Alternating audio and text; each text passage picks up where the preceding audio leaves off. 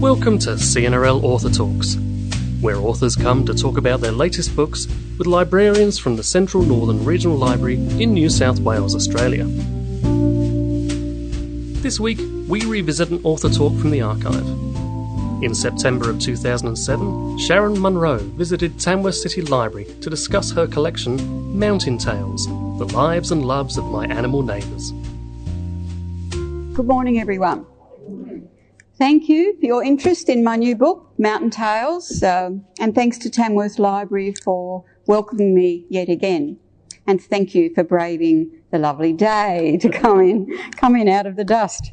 I have very pleasant memories of speaking here in 2007 for my first book, The Woman on the Mountain. And while Tamworth is a city, it's not too much of a culture shock for a mountain hermit like myself, because it is a rural city after all. Of course, it's much busier and noisier than where I live, but then so's everywhere else.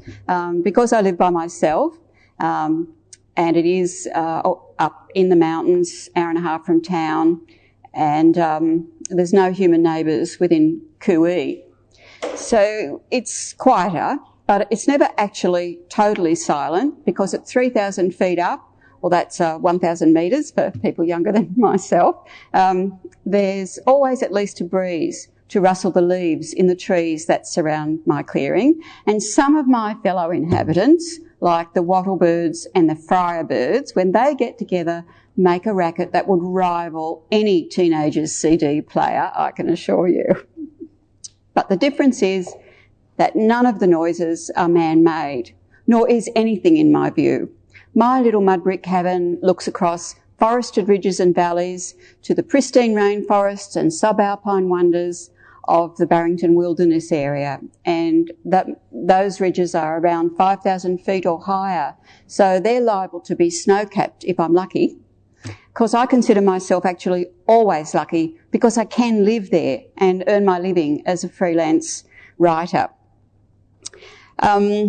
It depends on a few things though. The magic of solar power, my free satellite broadband dish on the roof, my landline, which is mostly operational and always expensive, and just don't even ask me about next G.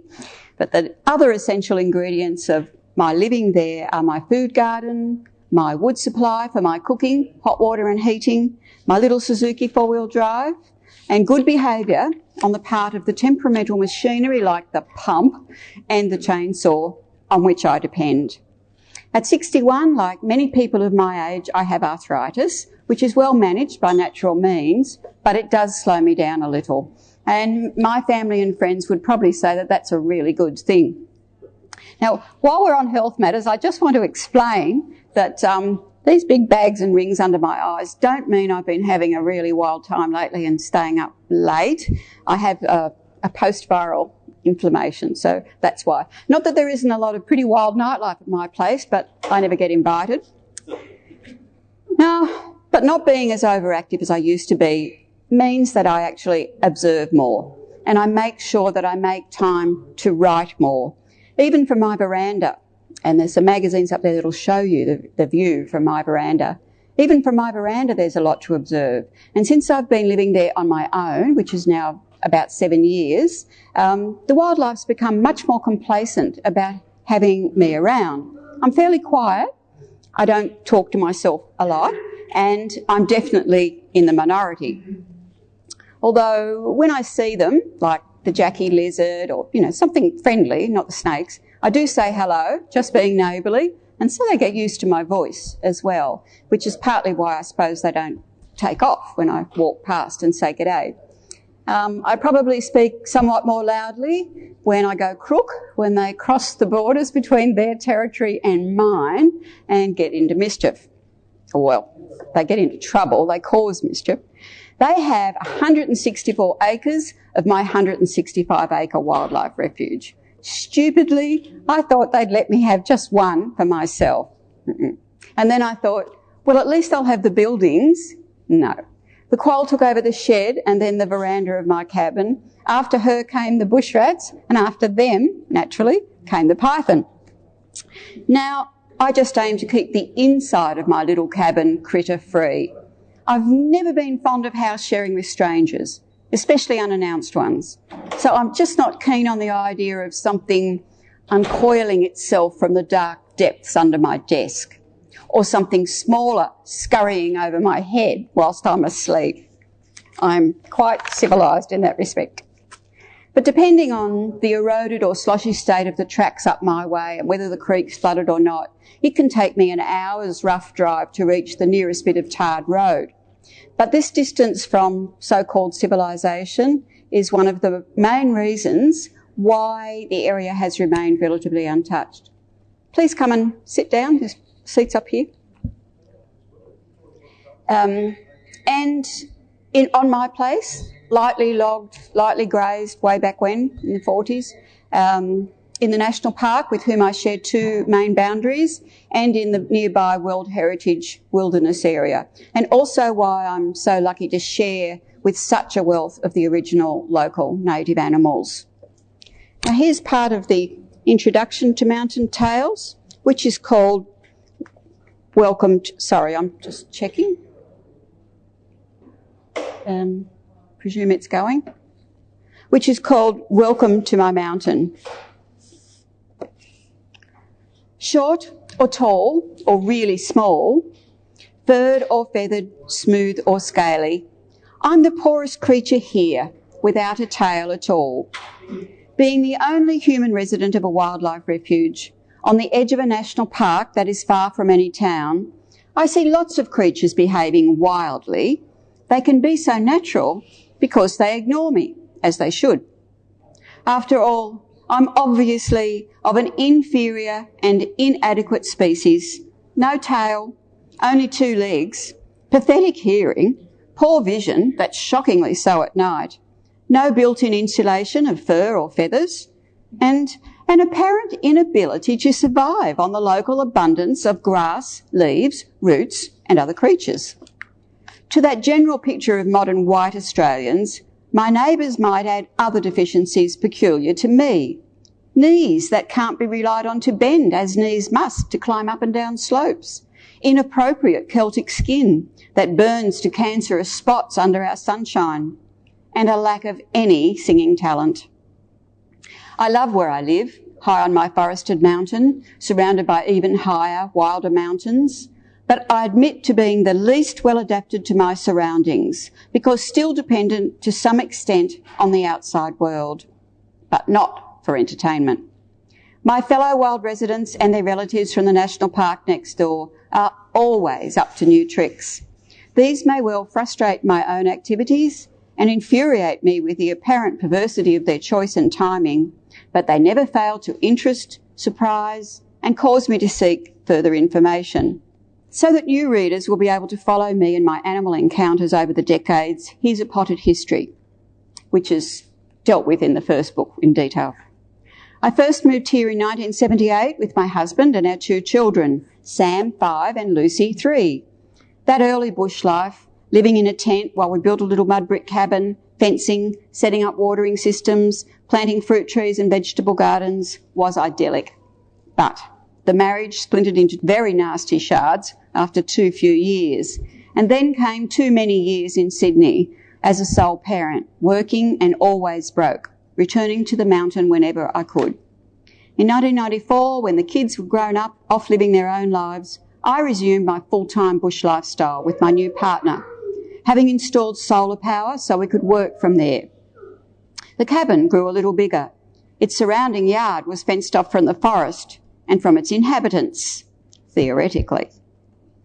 Since I ended that relationship in early 2003, I have lived here alone, except of course for the animals.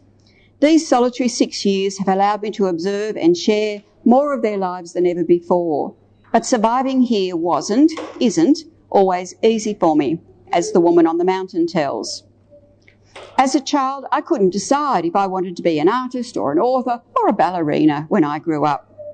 And whilst I still might risk an occasional pirouette across the paddock or a grand jeté over a puddle when the wallabies aren't watching, the ballerina dream ended early. But I do like to draw my neighbours as well as write about them. So to indulge 2 of my dreams, I offer my readers, old and new, this illustrated collection of mountain tales. Mostly short, a few tall, mostly new, a few classics, to make you smile, chuckle or sniffle, say, ooh, aha, or better still, ah. Come take a walk in my gumboots and meet my neighbours. Now, some of these short pieces began as offerings to Radio National's Bush Telegraph program, others as jottings for my website blog, which has turned out to be my online nature journal and environmental commentary. It was my publisher, Exile, based in Wollombi in the Hunter Valley, who suggested this book for animal lovers to dip into. As one reviewer said, treat it like you would a box of chocolates. Don't read them all at once. Some of the centres are sweet, bittersweet, some are soft, and others are surprising. Other tales are of heart-stopping moments with the creatures that I probably understand least and like least, the snakes, but I'm not actually going to read that one because it still gives me the shivers. Or encounters with the unknown, for example. The way I write is really like a conversation between myself and the reader. And my mind works in a very tangential way, in other words, scatty. So when I'm telling a tale about a neighbour, I tend to share other things that have come to mind while I'm writing. For example, in the piece on my crimson rosellas, I share their beauty, but I also share a piece of trivia I just picked up. These rosies are my most common parrot, in the sense of most often seen and uncommonly beautiful. A bright, rich red with blue cheeks and underwings and tail, and striking wings of black scallops edged with red. Crimson rosellas are my flying jewels, my singing stars. For, sequined at will amongst the repertoire of squawks and chatter, they have a sweet song, all musical trills and whistles, good looks and a voice.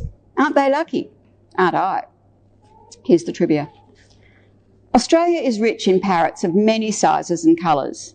Many people are most familiar with the multicoloured one that Arnott's Biscuits made their logo in another century and a very different Australia. I always assumed that that was supposed to be an eastern rosella, common in more open country than mine, such as Newcastle, where Mr. Arnott began baking his biscuits in 1865. However, I've learnt that this parrot was actually drawn from a caged Mexican one that Mr. Arnott had been given, Newcastle being a seafaring port. I don't suppose it matters that a foreign parrot became an Aussie icon, given that Arnott's has been owned by an American company for over a decade now. Nothing's sacred in a global economy, not even Sayo biscuits. So we're leaving the snakes out, but there are still a few scary times. In the late 1990s, one moonless winter night that I won't forget easily, I was driven outdoors to head up the hill to our pit toilet. I'd hardly left the cabin steps when I heard harsh screaming coming from roughly that direction. I could only shine the torch up there in fits and starts because I needed to illuminate where I was walking to avoid falling up the rough steps cut into the bank. Reaching the track, I stopped and flicked the torch beam about to see what was making those noises. I wasn't at all sure if I wanted to keep going. On a low branch of the spreading old white mahogany tree, one large light-coloured bird was perched, flapping big wings and screaming, while a similarly sized bird was frantically flapping in mid-air, just below it, apparently attacking. Between the two of them, the racket was loud and sounded aggressive, but I knew from koalas, for example, that this could be a wrong, human-centric impression. Were they fighting over disputed territory, a court dinner, or were they mating? I started to move closer to try to identify the birds and the cause of all this commotion. Used to shy nocturnal creatures like possums, I shone the torch directly on them. Big mistake. Sudden silence as their faces turned towards the source of this interruption. A brief meeting with their round eyes before a great pale rush of wings as the one on the branch took off and flew straight at me and the torch. I screamed, ducked and fell over, dropping the torch. Thinking they were about to attack me, I covered my head with my arms and yelled for my partner, who was cosily oblivious inside the cabin. I'd seen that Hitchcock film, The Birds. But they didn't attack. Having vanquished me at one swoop, they disappeared into the blackness. Just as well, for my partner remained oblivious until I burst in the door, a babbling, shaking wreck who, unable to find the torch again, had fallen over twice as she stumbled downhill in the dark. Having later tried to identify them, I think they may have been barking owls who don't have the iconic owl face mask and are said to have growls and tremulous screams amongst the repertoire. It happened so swiftly that I couldn't be sure, but these owls are sometimes called the screaming woman bird. Whatever they were, their message was clear. Mind your own business and stay inside at night. That's our time. Some heart stoppers are only momentary, but at my age, I could probably do without any. Long after the days of tent living and the canvas shower bag, my shower was still outdoors, next to the wall where the fuel stove's hot water pipes emerged. Its most sophisticated version had tin around it to chest height and a roof. I stood on a rubber mat laid over a wooden pallet and showered by torchlight. So it was always rather uncertain if I'd located all the creatures that had taken up residence since the last shower.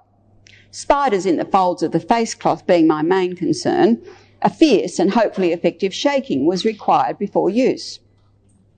I hadn't thought of larger animals, except for lizards or snakes. I always checked around and hung the torch on a nail. I'd become complacent, which is another big mistake with wildlife. So I wasn't prepared for the evening when, as hot water streamed over my shampooed head, a large dark thing bolted out from under the pallet on which I stood. By the thin peripheral light of the torch beam, both of us were shocked, but only one of us screamed. Dashing the soap from my eyes, I grabbed the torch and managed to spot the rear end of an echidna working its way out under the tin wall. I suppose other people in other places may have shared a shower with an echidna, but I'd say that time was a unique experience for both of us. But with all animals, whether they're domestic or wild, there are always dark moments as well as light. Recently, I saw an aspect of an echidna that I wished I hadn't, its underside. Driving along the tar road one afternoon, I spotted it, unmistakably an upside-down echidna, shockingly, unnaturally, on its spiny back. It looked so terribly vulnerable out there in the middle of the road, even though I knew it was probably past being able to be hurt. Somehow, it is even worse to see an echidna roadkill than a wallaby one, not only because I see them less often, but also because they are so unmistakably not dreaming, but dead. Wallabies doze in all sorts of odd positions and places, but you'd never see a live echidna on its back. The spines are there to protect it from predators. It rolls into a tight, spiky ball when threatened. Yet here it was, its soft belly helplessly exposed, the strong clawed paws that once would have dug it to safety, outflung, stiff and useless. Neither its spikes nor its claws were any defence against the uncaring, unstopping driver of the vehicle that had bowled it for 6 and out. Other tales tell of the cute, the fragile, the minute, even worms get a look in here, the scary, or of the boss species at my place, the spotted-tailed quoll. As happens so often with my wild neighbours, once again my quoll's behaviour had let me know quite plainly that I don't count. I'm not prey, although I'm glad she's much smaller than I am. I'm not predator. She knows I'm a wussy vegetarian pacifist, and I'm certainly not a potential male partner or a competing female.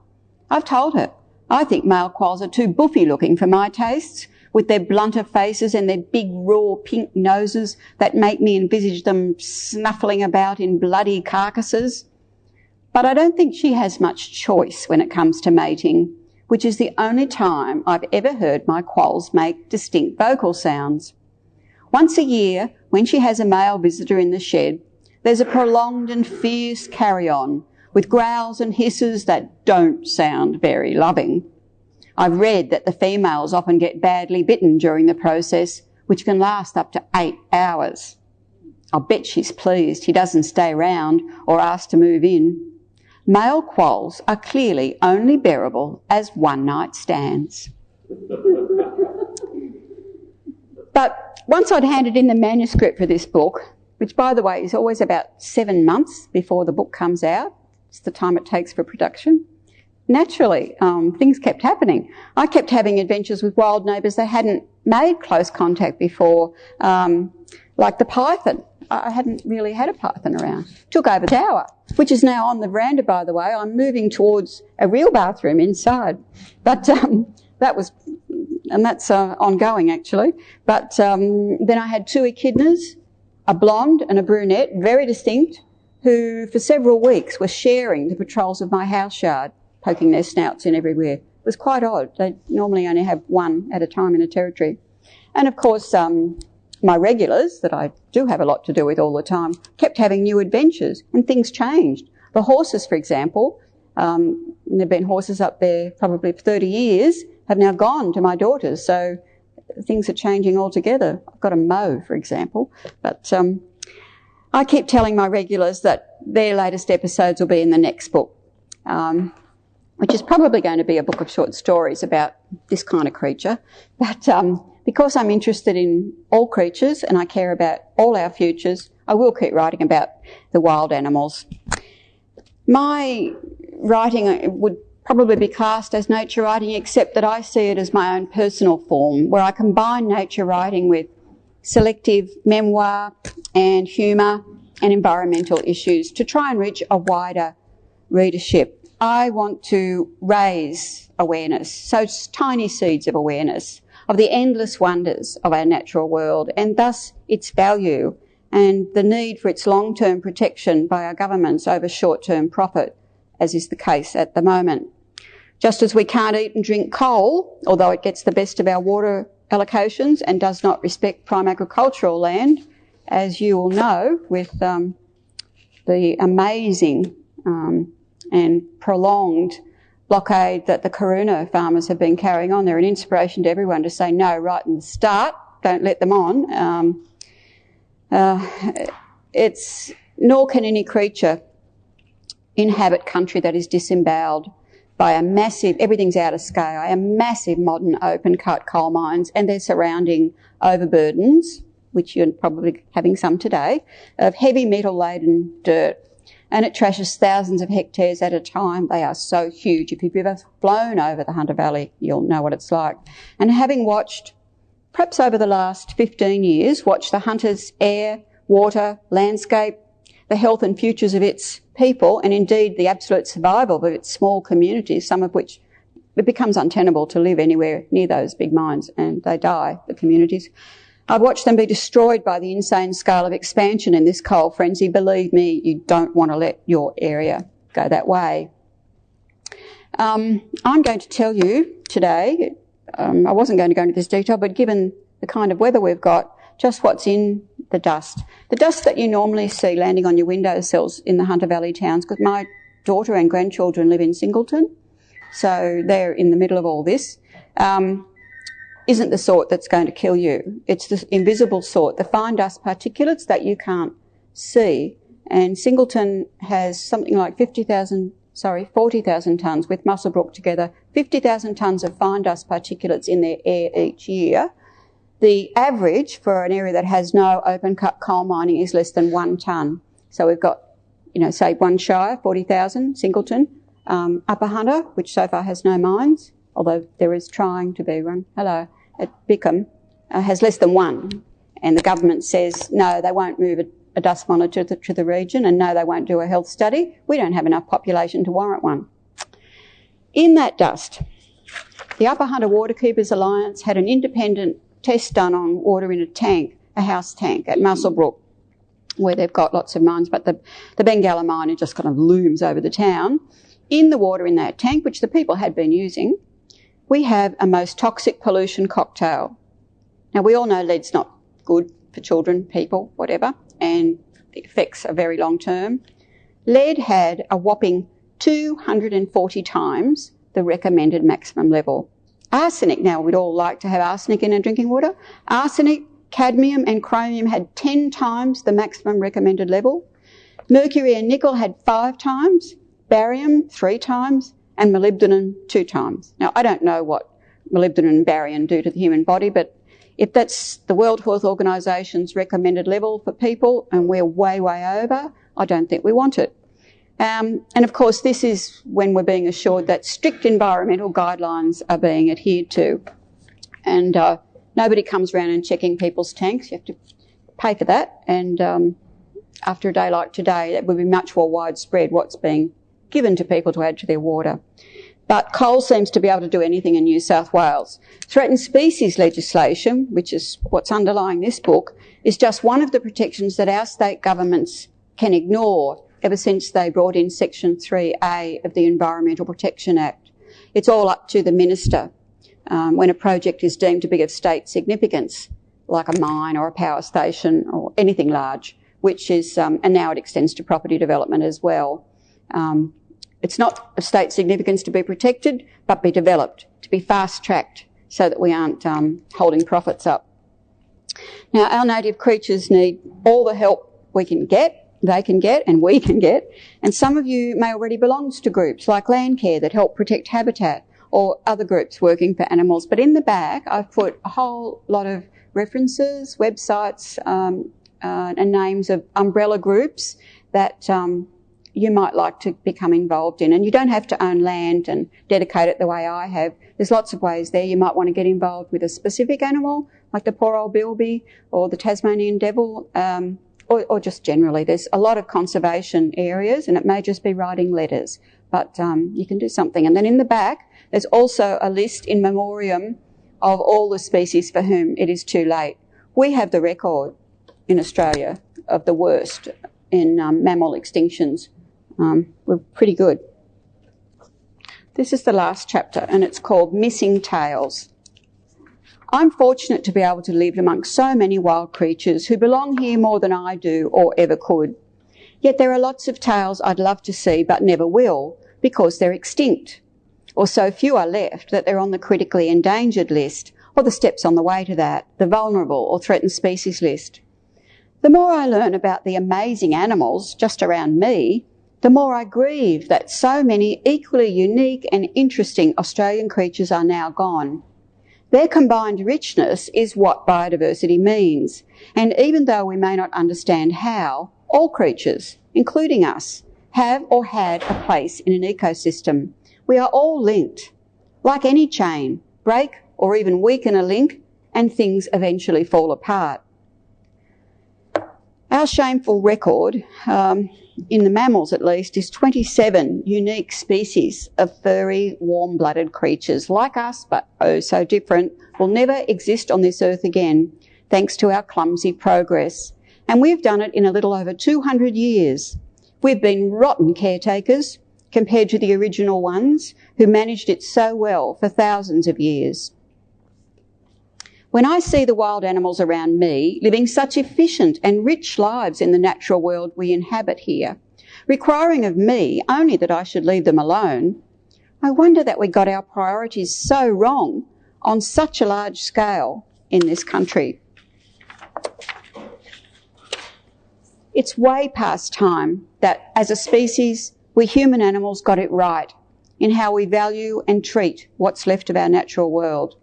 And we don't have much time to stop the ticking carbon clock.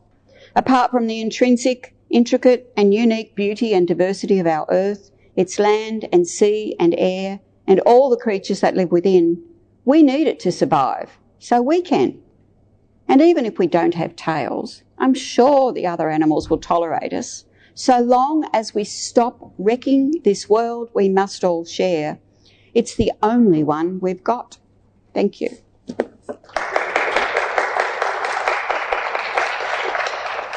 Now, I don't know whom of you have read the first book, so you please feel free to ask any questions about how I live, the animals, the wild woman, the weather, coal, anything.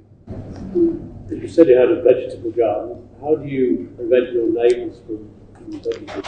barricades within barricades, constantly being adjusted as to which new creature has found a way in and out.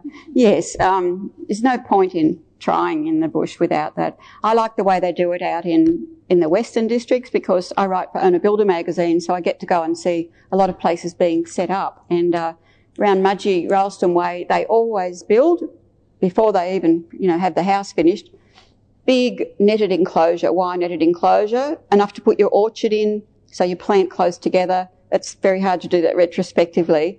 And they have their chooks and their veggies and their orchards all within a netted enclosure, a high netted pole-framed enclosure. Very smart, saves a lot of angst, I can assure you. So, yeah.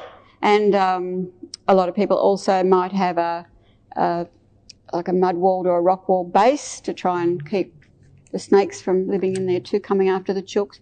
It's just, constant. You are competing for survival. So, yeah, it's interesting. In the first book, there's quite a few tales about, because they don't always show themselves. I mean, they don't show what they're really interested in. They often wait until things are at a certain desirable level.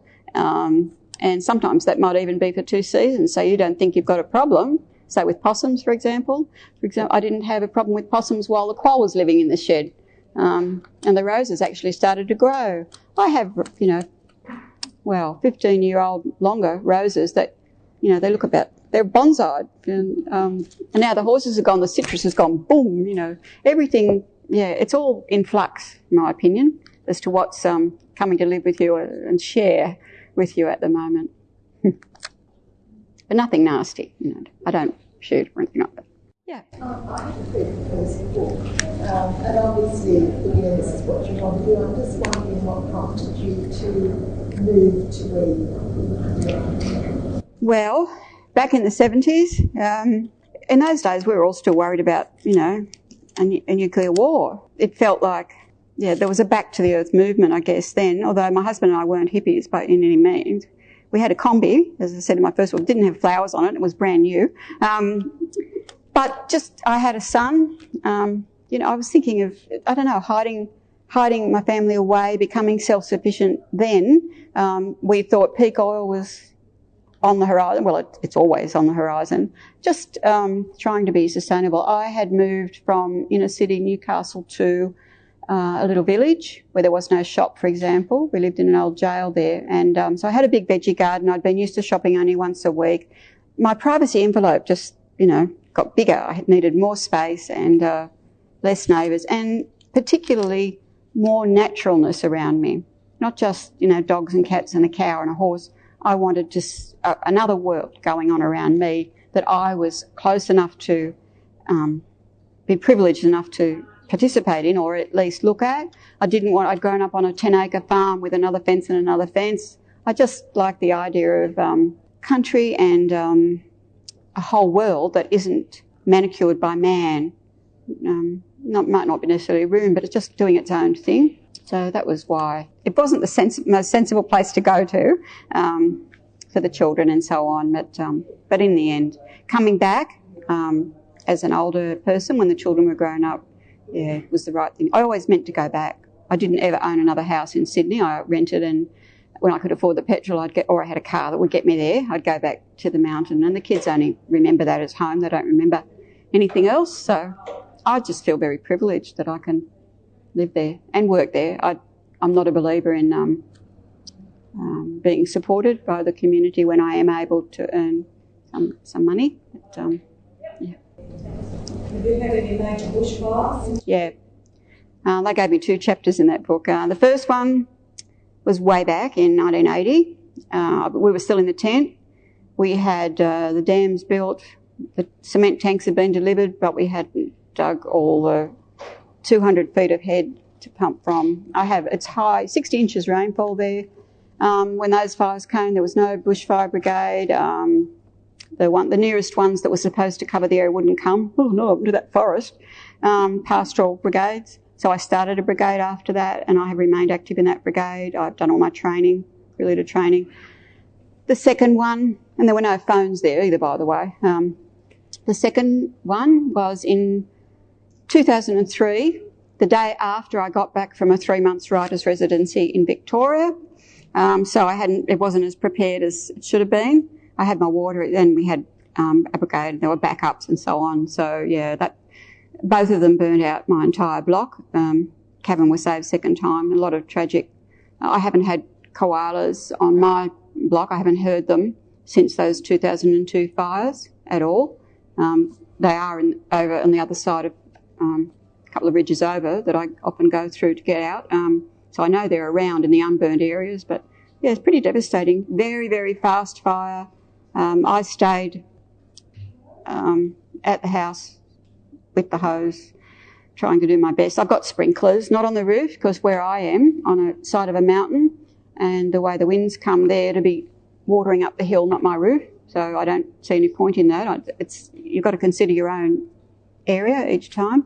But I have big sprinklers that I can keep the house yard area green and wet as a kind of hopeful retardant. And I know in an extreme event like they had in Victoria, nothing's going to stop it. So, yeah, you can only do what you can do and consider your options later. I am considering, because the mud brick house is pretty good, and I've ripped the guttering off the front of the house because it seemed easier than trying to ember-proof it there off the veranda. And I have done a lot of brush cutting outside the house yard, because now the horses are gone. There's nothing to eat the blady grass, which is very inflammable. So as I said, it's always a juggle. You know, you get one advantage, then you've got to deal with it another way. And I brush cut around my cement tanks because they burst in that 2002 fires. Not burst, cracked. You know. So I've got new ones now from insurance, and I brush cut around that. A lot of preparation goes into it. Yeah, I'm really fire aware and very aware of keeping any people up in that area tend to be weekenders, keeping them all in contact and fire aware and educated, etc. Yeah, very much in my mind. I don't like summer. Fires and snakes. I've now got a resident snake in the yard. I see it every day. Usually the black snakes were passing through. I don't know why it's decided to move in, but it is. So it's a bit of an issue. There's a couple of blogs. I have some ladies here who have visited my website, and so you can follow in photos there the latest adventures. But yeah, there's some good photos of the black snake coming up. I've just got to be really careful now of where I'm putting my hand, because I can't believe the small clump of bulb leaves, because the bulb leaves haven't died down yet. So I'm not mowing in those areas, but just where it got into, and you wouldn't even know it was there. You know, just amazing. So I'm just very careful. Yeah, I'm not as terrified as I used to be. Just very, very.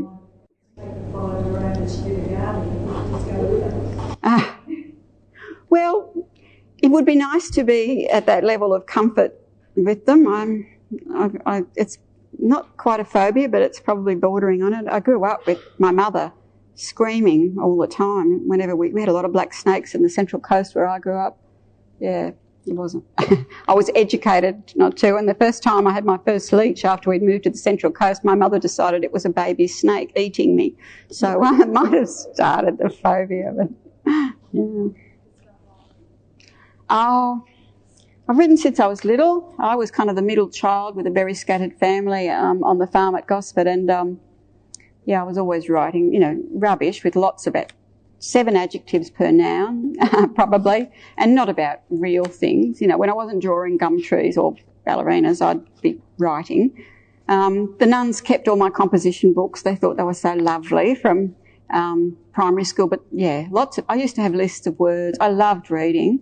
I just loved reading, and we didn't own any books. So Gosford Library was my saviour. I'd make lists of beautiful words. You know, I just used to love. And so I've always been a bit of an addict. And then I did an arts degree at Newcastle Uni, majoring in English and French for teaching. Unfortunately, I couldn't cope in the state school that I was sent to. Those kids didn't want to learn. They just wanted to get the teacher. So I resigned and taught infants, which I loved. Yeah, I loved. But, yeah, my house is in desperate need of expansion, and I'm thinking I might do another room before I even do a bathroom, because I've run out of space for bookshelves. I don't have a wall left. So that has a high priority in my life, books and reading and now writing, yeah. Well, thank you for coming. I'm looking like it's winding up here. You can chat after anyway. You're going to grab a cup of tea afterwards. I want to thank Sharyn thank you. for coming and hope that you'll be back again with your next book. Book of short stories. It's called, I hope, Peeping Through My Fingers. That's what I do. I'm in cafes, scribble down. Oh, my goodness, that's what they're doing these days down in the cities, It's quite interesting. Now, it's been my favourite form, short stories, and I've won quite a lot of prizes for them, so that's where I want to go next. Yeah. Thank you. Thank you. For more CNRL Author Talks and other podcasts, visit our website at cnl.nsw.gov.au or follow your CNRL branch Facebook page. You can also watch many of our Author Talks. Just search YouTube for CNRL interviews. This podcast was recorded at Tamworth City Library with music by Chad Crouch, aka Poddington Bear, from the freemusicarchive.org. I'm Jonathan Stilts from the CNRL Library Innovation Studio. See you next time for more CNRL Author Talks.